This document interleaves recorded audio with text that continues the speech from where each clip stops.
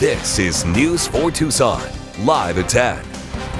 Good evening, everybody, and thanks for joining us. I'm Sean Mooney. And I'm Monica Garcia with confusion swirling around what's legal and what's not in Arizona when it comes to abortion. Pima County is joining Planned Parenthood in the latest round of that legal battle. And some doctors now pushing for Governor Doug Ducey to be more vocal and take a stand.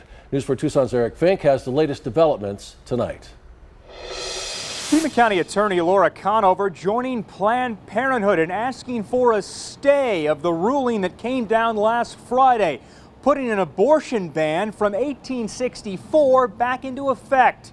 And now some pro-choice groups urging Governor Ducey to call the legislature back into session and set the abortion law straight.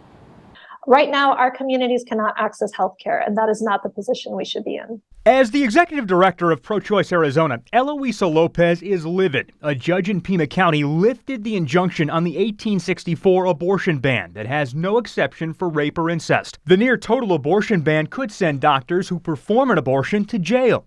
Lopez says Arizonans can't live in a world where a law from 158 years ago is revived today. Our state now is enacting an 1800s law at the time when women had no voting rights, at the time when child marriage was allowed in that time period. And that's the law we're trying to say represents Arizona people today. That is so far from reality. Right now, there are two conflicting abortion laws. The ban from before Arizona was a state and a 15-week abortion ban passed by the legislature and signed by Governor Ducey earlier this year.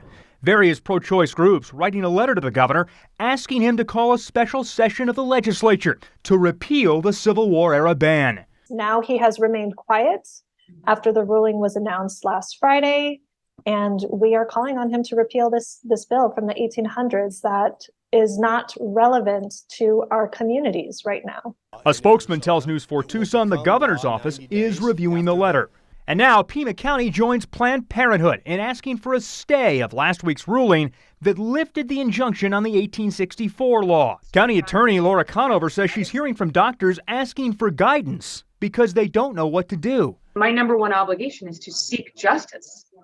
And if people don't know what's legal and what's not legal, that's just not a just system.